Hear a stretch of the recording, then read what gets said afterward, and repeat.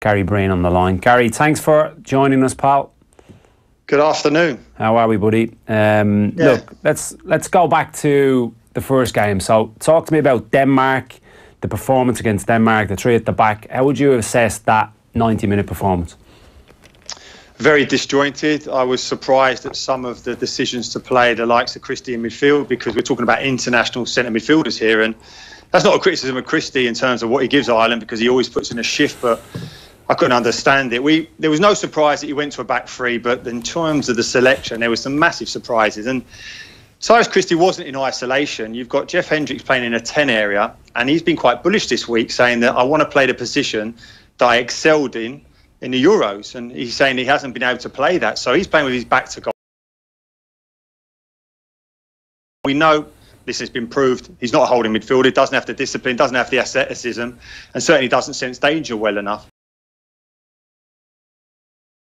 Who came out after the game at Denmark saying, I didn't know whether to engage, I didn't know when to cover. And when players say that to me, that just strikes straight away as you haven't done the work on the training field. Simple as that. Now, you might have difficulties in terms of the players you're playing against. They're asking questions that you look to the bench and say, I'm not quite sure here. But that's a basic part of playing five at the back, when to release your wing backs. And he didn't have a clue. Did you think going into the game on Tuesday, Breeny, with Wales, that work had been done? I thought it was better between him and Kevin Long, James McLean, that left-hand side. But you're right, during the 90 minutes against Denmark, it was a case of, if anything, it was safety first, turned quickly into a back five because they simply didn't know. Listen, in terms of all our great results under Martin O'Neill, and even the Germany game, it's all about defending deep in numbers. We've tried to be a bit more open at times. When we're chasing games, we get cut to pieces. That's a simple, basic fact. Our defence, throughout Martin O'Neill's reign, has served us quite well, but they get an awful lot of protection in the fact that they sit on the 18-yard box and they've got numbers around them. It's very difficult to get through them. And even the performances against Wales in the previous qualifying campaign, Wales couldn't unlock us, but certainly when they went to Cardiff, they learnt their lessons, that they kept that ball alive at every opportunity. Wayne Hennessy would get the ball, play it straight away. The ball go out for a throw, play it straight away, just to stop us getting our good defensive structure up, because if we're allowed to do that, we're very difficult to break down. But the biggest factor on that Denmark game, certainly, and there was an improvement then in the second game against Wales, was our back three squeezed the pitch. Too often they want to be sat on the edge of their box. It's not good enough. You need to squeeze it up just to condense that midfield area, keep us in touch then with our front line. So if any time we do force a turnover, invariably we can play the ball to Shane and we can get numbers in support and we can get people forward, we can get the crowd on board. And I think at times against Wales we did that better. But to suggest that they were on the training ground between both games, working it, looking at the videos, I'm not buying that. So going into the game, are you comfortable into the second? Are you comfortable with them keeping the back three, or are we at a stage now where you're actually thinking probably doesn't really matter what type of system we're working with? Listen, and I've said this to you before, Keith, and I know you have your opinions about Trapattoni. I don't care about what system you choose. That's at the discretion of the manager. All I care about is you're well drilled and every one of you know what you're expected to do. Now, I remember going to watch you guys train at Arsenal. I don't know what game it was you were prior to doing under Trapattoni, and I remember watching him physically grabbing you players and moving you around the pitch, saying when the ball's here, Trapattoni would do that. Now, he may well have his criticisms, but I could tell there straight away that's an organised team. Now, listen, he made a massive improvement from the mess he took over from Steve Staunton. There's no doubt about that. And whether or not he stayed too long is another argument for another day.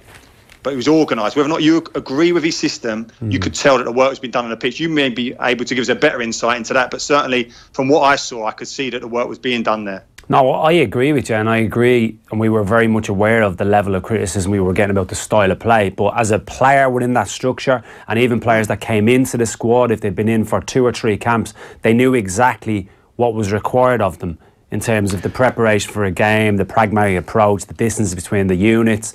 Where clearly now we're at a stage where the players don't know, and we're going, Joe, from trip to trip, not knowing what system it is. It's become a little bit of a joke. What's the team going to be? Who knows? Well, can I ask you both a question then? It's interesting, Trapattoni got results at the start and Martin O'Neill's got results at the start. Very different methods, admittedly.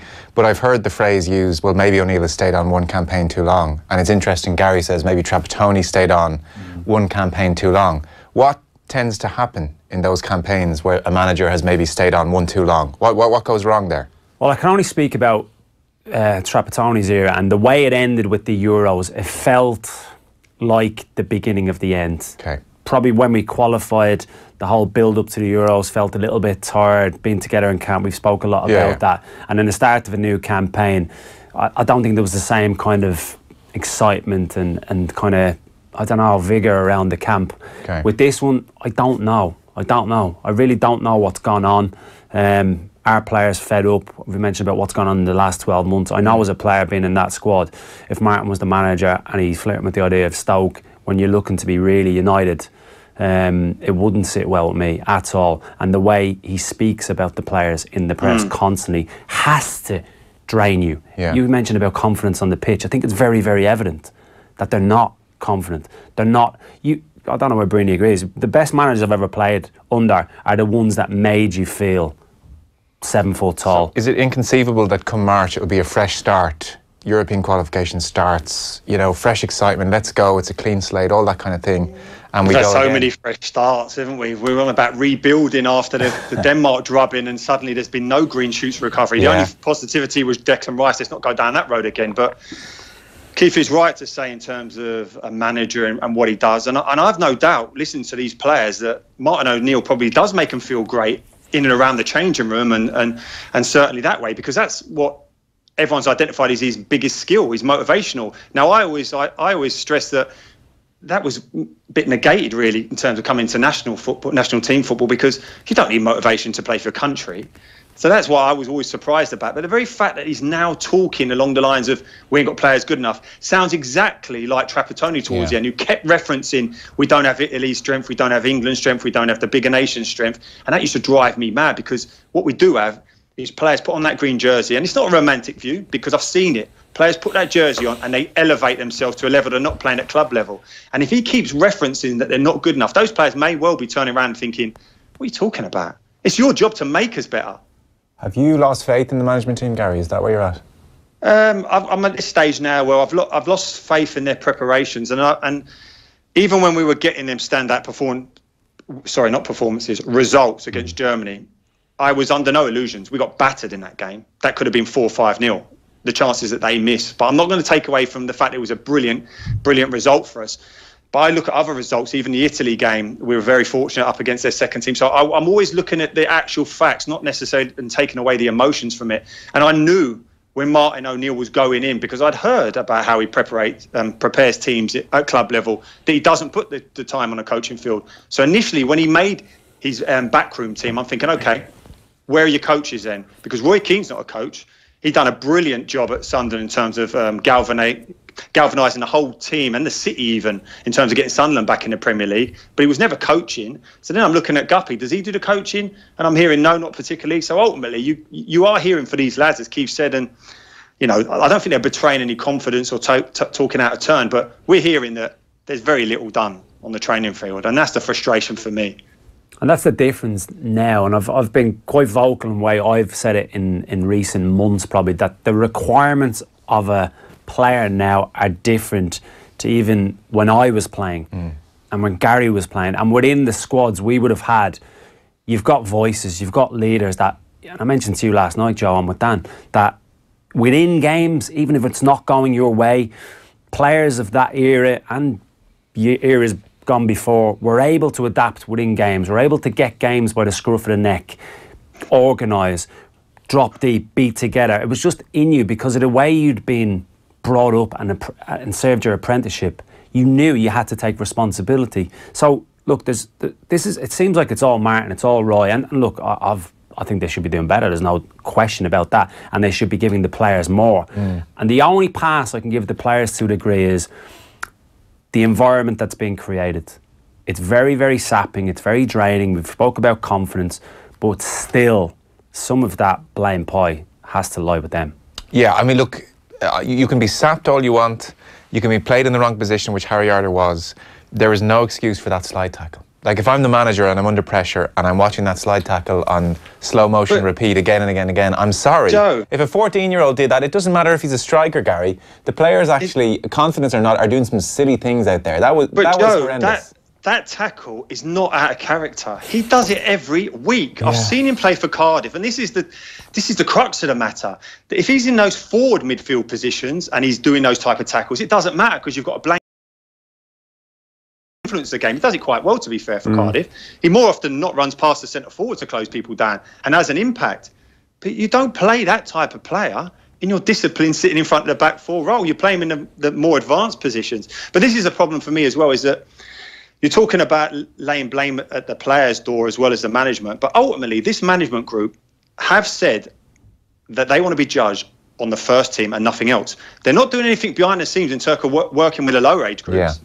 Keith, you've been with them. Were they hands-on to you when you've worked with them? Did you see Martin? And why are we not seeing them? This is an issue, Breeny. These guys are unbelievably experienced footballers. Why are they not contributing to what is happening at the lower reaches of our teams, our lower age groups, and giving their brilliant experience to that? They don't see it as their job. Michael O'Neill doesn't matter. Michael O'Neill is doing it. Yeah. Why? So this is my point, Joe. Yeah. If they don't see it as their job, then ultimately you're judged on your first team's results. Yeah, and that's why they're getting I think it's a really good point, Breeny. And you look at, and I was just chatting to you before, Joe, you look at the Welsh system.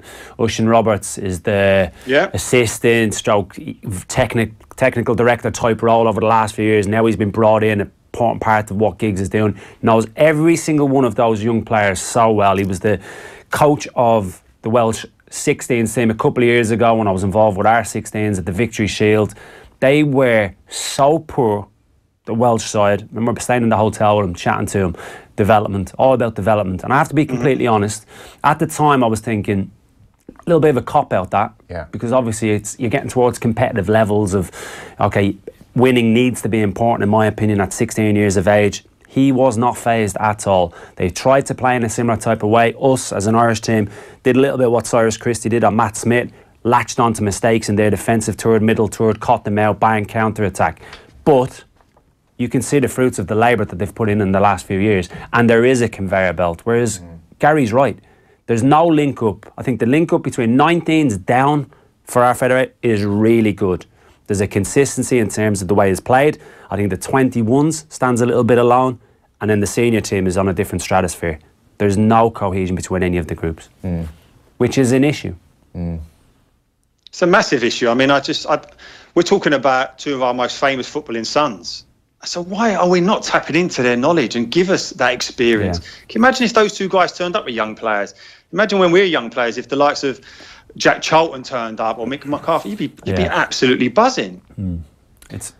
What about the players they have to work with, Gary?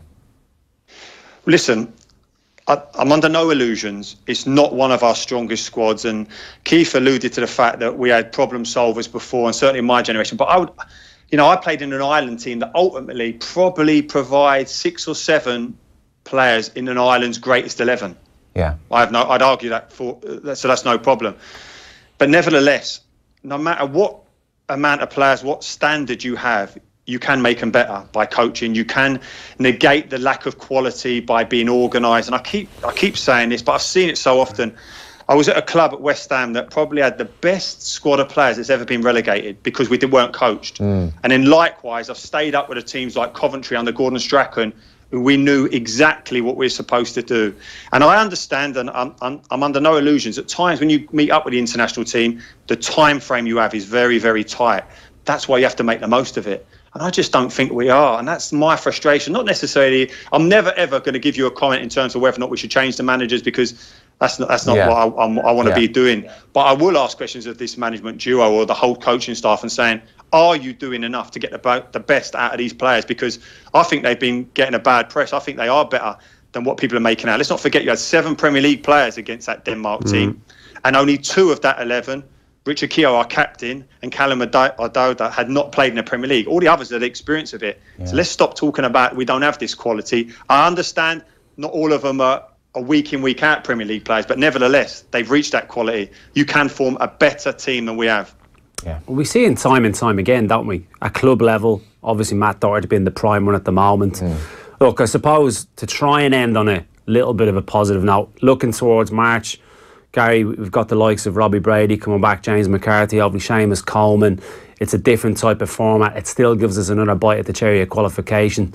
Can we be a little bit positive? No, listen, not after that conversation. We can, but to be perfectly honest, it's very difficult not to qualify for the Euros. Yeah. I mean, everyone's playing. I mean, this is why Martin's so bullish. He's no fool. He understands this, and not as bad as it is now, it's still very likely we'll qualify. The only thing I will say about those guys coming back, and Richard Keogh is, who I love. I really like Richard Keogh. I've always liked him since Lee Carsley was coaching him as a young player at Coventry. So I've always obviously kept an eye out for him. But even his quote was, "Listen, when we get our good players back, we're a really good team." I'm thinking, if I was one of the other players playing the team now, I'd be thinking, it's not up to you to be commenting on whether or not we're a good team. And I don't know, I just feel that Martin, using all his wiliness, his experience as such, he's just creating a siege mentality, and those players are buying into it. They're thinking that we're attacking them as players, as a team. It's not that. We're not attacking them. I think we couldn't give that team any more support. And you saw that for that 10-minute period in that second half. The crowd was so loud. They were driving the team on, and we played well as a result of it. So the crowd are with these players. We're with these players. But don't try and cover up the fact that you ain't coaching them well enough.